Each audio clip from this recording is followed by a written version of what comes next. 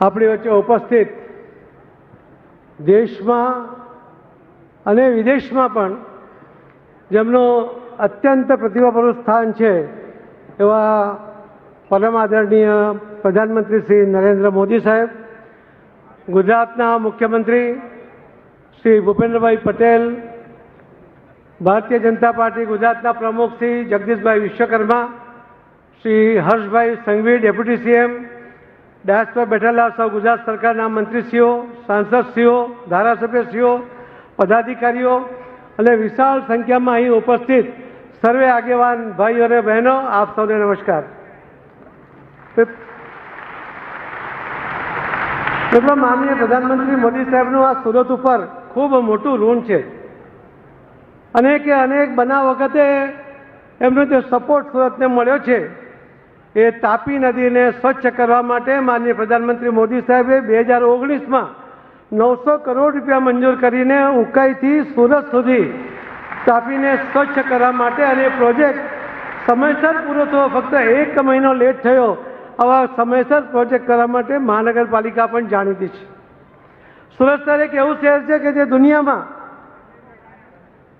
કોઈ એવું શહેર નથી કે જેણે આવનારા 50 વર્ષ સુધીના પોપ્યુલેશન વધે એના માટે અને વોટર બેઝ ઇન્ડસ્ટ્રી આવે એના માટે જો પાણીની વ્યવસ્થા કરી હોય તો એકમાત્ર સુરત શહેર છે. અને એમાં પણ કેન્દ્ર સરકારની 600 કરોડની ગ્રાન્ટ છે. 200 કરોડ રૂપિયા ગુજરાત સરકારના મુખ્યમંત્રી શ્રી ભૂપેન્દ્રભાઈ પટેલજીએ આપ્યા છે અને 200 કરોડ રૂપિયા કોર્પોરેશન દ્વારા 1000 કરોડનો પ્રોજેક્ટ લગભગ 2 વર્ષમાં પૂર્ણ થશે અને વિશ્વમાં સુરતનું નામ સૌથી પહેલું રહેશે કે જેણે પાણીનું આયોજન 50 વર્ષનું કર્યું છે. એ સિવાય પણ માનનીય પ્રધાનમંત્રી મોદી સાહેબે જ્યારે પૂર આવ્યું અને દરેકના ઘરમાં ખૂબ મોટો સ્લજ હતો, આ ગંદકી કેવી રીતે સાફ થશે, ક્યારે સાફ થશે એની ચિંતા હતી, ત્યારે માનનીય પ્રધાનમંત્રી મોદી સાહેબ મુખ્યમંત્રી હતા. એમણે 3 દિવસ અહીંયા રહ્યા અને એમણે સુરતવાસીઓને કહ્યું હતું કે હું 15મી ઓગસ્ટ આવતા પહેલાં આ કીચડમાંથી સુરત શહેરને મુક્ત કરી દઈશ અને એમણે મુક્ત કરી આપ્યું. સુરત શહેર એક એવું શહેર છે કે જેની અંદર અનેક એને વિશેષણો છે. સુરત સોનાની મુહૂર્ત કહેવામાં આવે છે, સુરતને ડાયમંડ સિટી તરીકે ઓળખવામાં આવે છે, સુરતને ટેક્સટાઇલ સિટી તરીકે ઓળખવામાં આવે છે. સુરત અને સ્વચ્છતામાં પણ આખા દેશમાં પહેલા નંબર છે, એ પણ માનનીય પ્રધાનમંત્રી મોદી સાહેબની ટકોરને કારણે છે. આજે સુરત શહેર સ્વચ્છ સુરતની સાથે સાથે મેટ્રો શહેર થઈ ગયું છે. આવા અનેક વિશેષણો, સૌથી વધુ બ્રિજ ધરાવતું શહેર, આ બ્રિજ સિટી, આવા અલગ વિશેષણો એ સુરત શહેરને મળ્યા છે. પણ એમાં પણ પૂરી દુનિયામાં મહાનગરપાલિકાની ઓફિસ જે 29 માળની બની રહી છે અને એની બાજુમાં 29 માળનું મિની સચિવાલય જે બની રહ્યું છે એ પણ માનનીય પ્રધાનમંત્રી મોદી સાહેબના નિર્દેશથી, એમના વિચારને કારણે એ પણ અહીંયા આકાર લઈ રહ્યું છે. આજ હોલની અંદર મને યાદ છે 6 સપ્ટેમ્બર 2024ના દિવસે માનનીય પ્રધાનમંત્રી મોદી સાહેબે વર્ચ્યુઅલ એક કાર્યક્રમમાં જોડાઈને કહ્યું હતું, એમણે હાકલ કરી હતી કે જળ સંચય જન ભાગીદારીથી જન આંદોલનમાં પરિવર્તિત કરવું જોઈએ.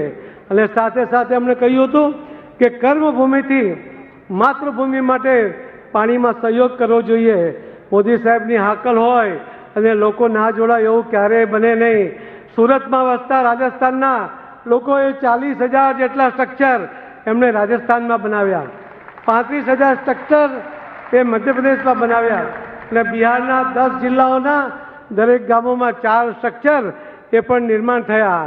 અને એ રીતે જે આ મોદી સાહેબને હાકલને આખા દેશે સ્વીકાર્યું છે, ફક્ત ગુજરાતે નહીં પરંતુ આખા દેશમાં.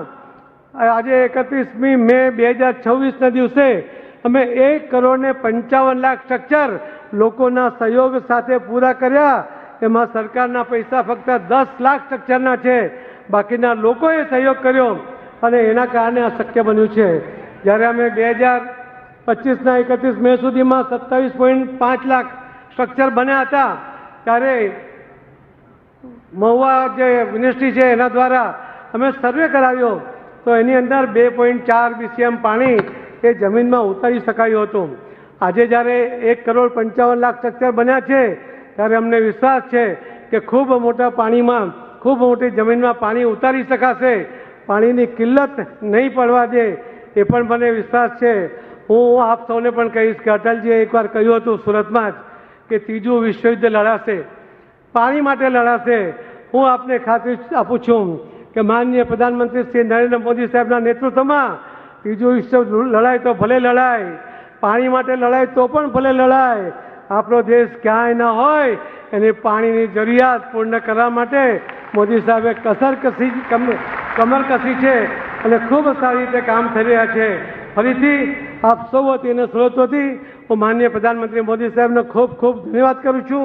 ખૂબ ખૂબ ધન્યવાદ સાહેબ.